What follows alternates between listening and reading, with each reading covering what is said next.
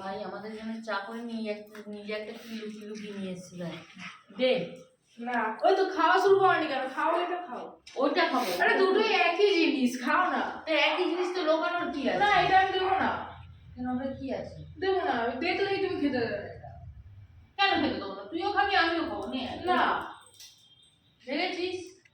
ও club kachori বানাবো নিজের জন্য, রুটি করে রেখে দেবো, দেখিস। কি দেখবে তুমি? কি দেখবে? দুটোই সেম জিনিস।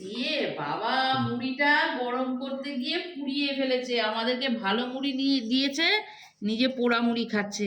গরু যা হয়েছে একসাথে খাবো, আবার আলাদা করার কি আছে? এ বাবা, তুই পারিস না, আমাকে তো ডাকবি।